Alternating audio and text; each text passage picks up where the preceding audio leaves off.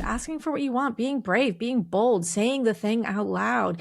It's not something that comes easy to most of us, but it's so important to have these discussions. And it's so important to step outside your comfort zone and to just say the thing because maybe it works, maybe it doesn't.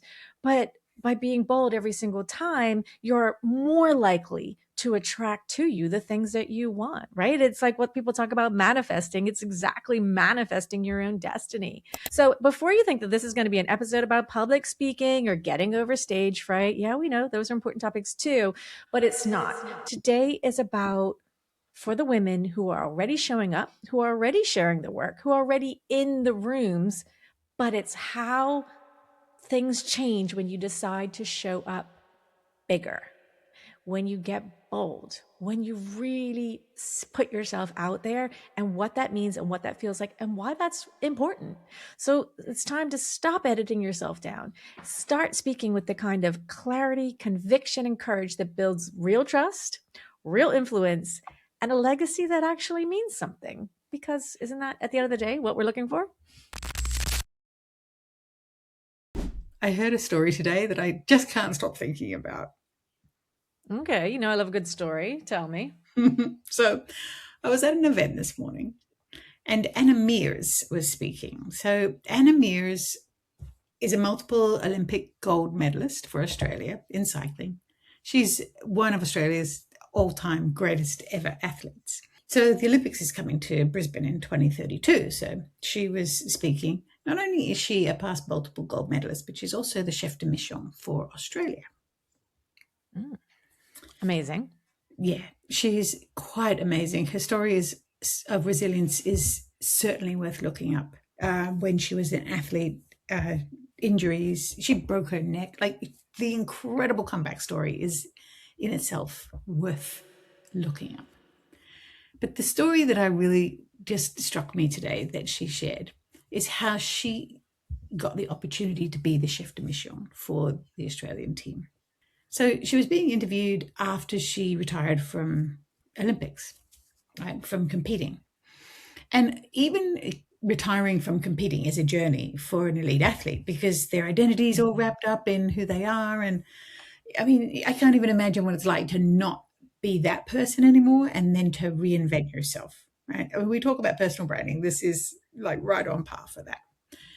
And anyway, at the end of the interview, the interviewer said, just really off the cuff, and it was a public interview, "So, Anna, what's next on the horizon for you?"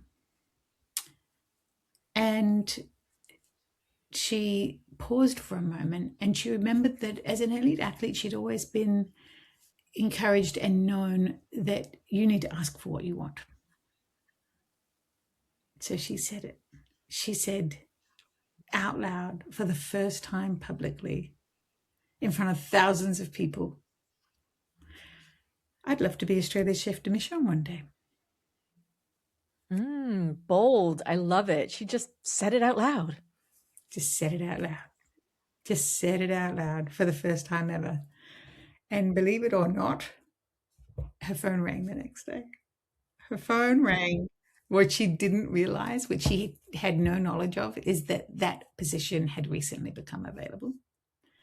And what she didn't realize is that there was already a shortlist. The person responsible for filling that role had already shortlisted their ideal candidates. And what she didn't realize was that her name was on that shortlist. Wow. That's such an amazing story because even though her name was on the short list, there was no guarantee that it was going to be her. There were probably other really amazing people also on that list. But by her publicly saying, I really want this, could have been the thing that just tipped the scales in her favor, right? Absolutely. Absolutely. And to me, that story just says so much about asking for what you want. And our whole work is about not being humble, being ready to be heard, speak into your truth. And I just think that's such a beautiful story that illustrates that. Yeah, it really does. Asking for what you want, being brave, being bold, saying the thing out loud. It's not something that comes easy to most of us, but it's so important to have these discussions. And it's so important to step outside your comfort zone and to just say the thing because maybe it works, maybe it doesn't.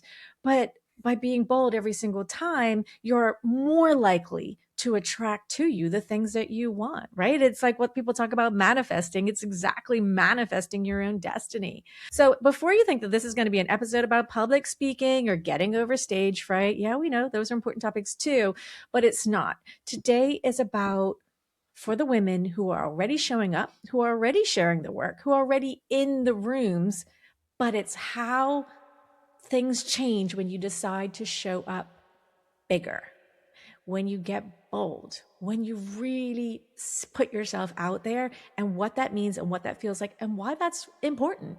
So it's time to stop editing yourself down. Start speaking with the kind of clarity, conviction, and courage that builds real trust, real influence, and a legacy that actually means something. Because isn't that at the end of the day what we're looking for? Speaking into what you want. And I love how you said, not editing yourself. Oh my goodness, how often do we do that? Why? Are we worried about how it might land with someone else? Are we worried that we might be bragging? Did Anna Mm-hmm. Mears pause for a second and think, if I say this out loud and it doesn't happen, what does that mean about me? It's possible that she Yeah. did, but she said it anyway. Yeah. Yeah. It was brave. It was bold. You know, I think it's important to start really thinking about like why it matters, right? Why does it even matter to speak out loud? Why does it even matter to get on stages of any sort, to tell people or share your opinion, what matters to you, your purpose, the mission that you're on, and why, you know? I think that's what it always comes down to. We always go back to our why. But what would people say about you, right? If you ask your network, what do you stand for? What does Laura stand for? Could the network answer? Hmm. Great question. And well, I mean, let's answer it. Do we reckon that the network could answer what does Laura stand for? I mean, I hope so. I mean, that's the point of even getting on here every week. That's the point of showing up and having these conversations, even though, you know, it's not my first choice of fun things to do, because speaking still feels uncomfortable a lot for me. But I recognize the importance of it. And without it, nobody will know what matters to me. Nobody will know what I stand for. Nobody will know how important it is for me to show up, because if I can do it, I know anybody watching this can do it. Okay. That's the whole point. Like if I can get on a stage, if I can get on a LinkedIn Live, if I can get on a podcast, then so can you, because it's not something I was born to do. It was not something that felt comfortable for me growing up. And certainly over the last few years, it's something I've had to learn and get more used to, become more familiar with, so that it feels more comfortable to the point of now I enjoy it. I look forward to these conversations so much, Vicki, because it's an opportunity to share what really matters to me. And that's for more women to get on more stages, because they have way more important things to do and say than even I do. So if I can do it, I want everybody to know that they can do it too. Yeah, absolutely, 100%. And I think well, I know that there are women out there who are already doing this, and I'm going to stretch them. I'm going to invite any woman watching this, if you're already out there podcast guesting, good on you. Pitching to keynote, good on you. Presenting an idea, asking to be included in a panel, good on you. And when you're in that spot, in that spotlight, how much of you are you sharing? What does the audience know about what you stand for or against? Because that's where we're going with this. We have to be honest, not just with ourselves, but about ourselves. For so many reasons. You asked, why does it matter, Laura? There's so many reasons why this matters. My number one reason why I believe this matters is that we need more women on stages, not just on stages, but the thought leadership of women in person, on digital platforms, and in AI programming. Because if we want women's thought leadership in our world, we need to be responsible for creating that. We need to be creators, not consumers, as Laura often tells us, shares with us. Right? Women need to step up and take up more space unapologetically. And by speaking, this is what we get to do. And not just speaking, taking up the time, but taking up that thought space, being memorable. What makes you memorable? Yeah. It's what makes you memorable is what is sharing those vulnerable stories.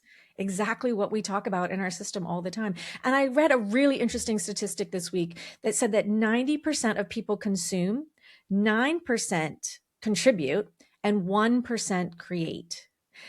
You can be better than 99% of people by just creating something, anything. Isn't that mind blowing? It Like to me, is. that's mind blowing because you see, and you can, because we consume so much when you're viewing, when you're online and you're scrolling or you're looking at things, whatever, you're like, wow, there's so many people saying these things, but there's billions of people consuming. There's only a very small percentage creating. So you don't need to do that much to be among that 1% and influence the 99%. That's the thing. That's the difference. That's the shift. It's that we have something important to say, then say it, create it, build it on whatever platform, on every platform, because it's important, it matters, and you can actually do something with that. And you think, oh, it's just me. Who's little old me in this small little pond? I'm in Bermuda. It's a really small pond over here.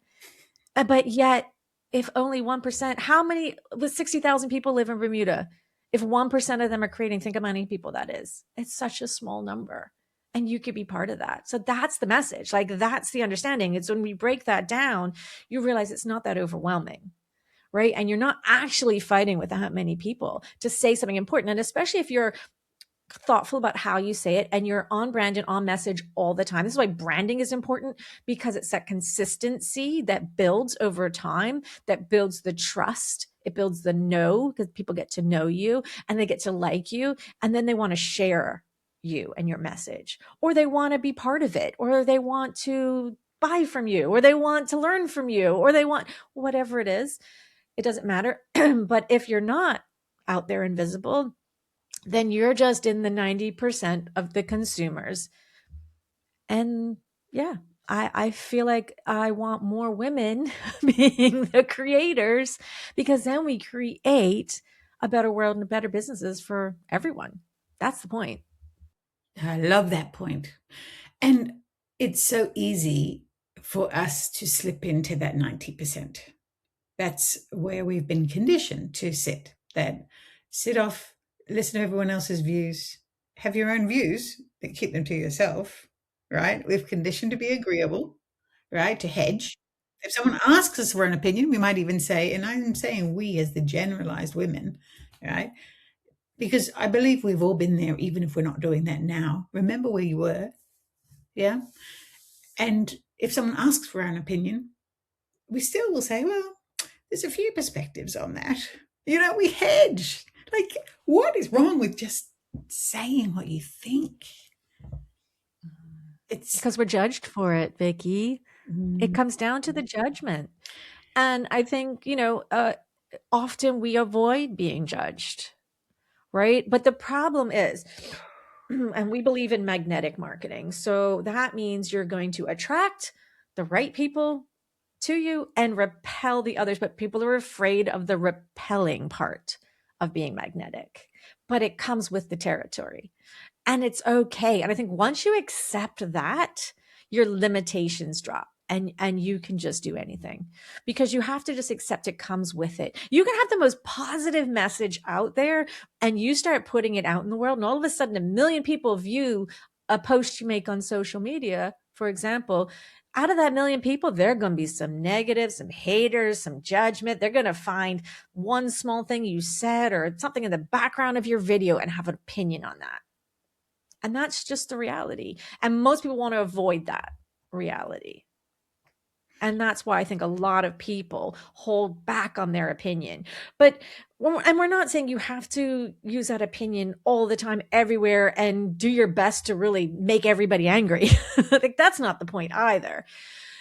but it's where can you share your opinion, and where can you create one that's powerful and meaningful, and be vocal about it and stop being so humble about it, right? Start being heard. It can be in a meeting, right? Just share how you see things differently, because diverse voices in a room are super important. If you're in a room and everyone's just agreeing with everything, that's a dangerous room to be in, right? Because change doesn't happen in that room. Progress doesn't happen in that room. Everyone just stays with the status quo and keeps on going. That's not helpful for anything. There's no growth in that. There's no growth in comfortable. And you can choose your hard. You said, well, it's hard when somebody judges you. Is it? Is it really? Is it better for someone else to not judge you, or for yourself to judge you? I mean, if you're not doing the thing that you believe in, if you're staying small and keeping quiet for fear of being judged by someone else, how are you going to judge yourself years down the line when you didn't do that thing? Ouch. That's where regret comes in, right? And that's what we're trying to avoid here, is not regretting, living life on our terms, living life boldly and adventurously and fiercely. That's where we need to get to. And it's not easy. We're acknowledging that. We're acknowledging that this is not easy work, but every little step you take makes it that little step easier, becomes a little bit more familiar, a little less uncomfortable. You embrace it a little bit more, and you help shed the light for others who maybe go further than you. I was like, say as a mother, like, I want to raise so high that my kids can then stand on my shoulders and go higher. Like, that's the point. I'm raising them up to be better, bigger, bolder, more adventurous, more everything than I ever was. Right. So we should be doing that for all the next generation of women that are coming along. If we can do it, so can they. And they may have something that really changes the world. Amazing. Like, to me, that's it. That's the whole key. That's the whole point. If I can do it, somebody else can do it even better. Yeah, Right. I love that. And that's what I want more of. absolutely. And let's just talk even practically about how we can do this in the smallest of ways. For instance, you raised social media. What if you did a LinkedIn post that disagreed with the popular opinion on something that was happening in the press at the moment? Or, there's an industry expectation or an industry opinion about something, and you're in that industry and you've seen firsthand that it's actually different to what the mainstream is saying. What if you were the one who spoke into that in a reasonable and measured way that shared your own lived experience about how it's different? And better yet, what if you shared your solution? If you said, I see a better way, because we can always do better. And as Mm-hmm. women leaders, we often see the better way. And it's our responsibility to share that better way.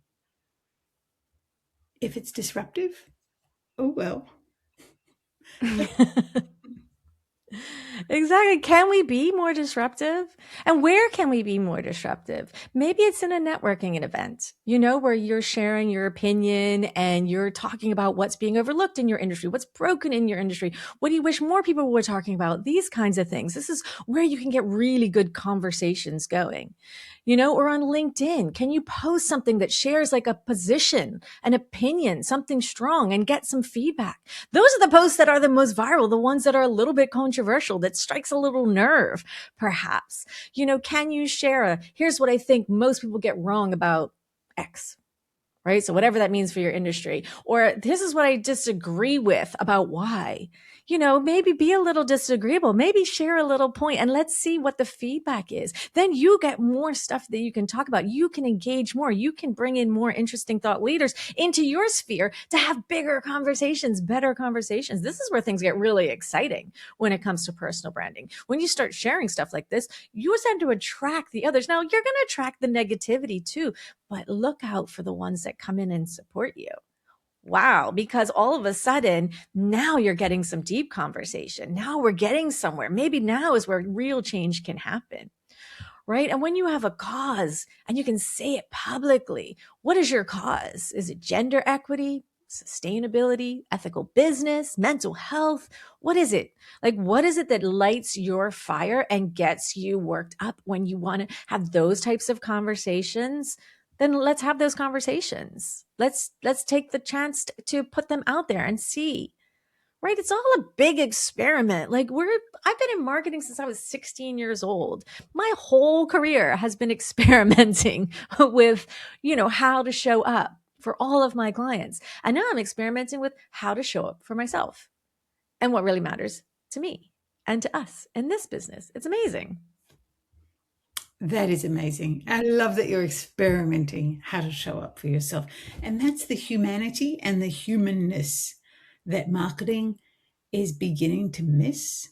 And so the more we can do that, the more we can be authentic, the more we can explore ourselves and share that part of us, then the more traction you'll get in marketing, because it's different, it's unique, it's you, and it's building trust.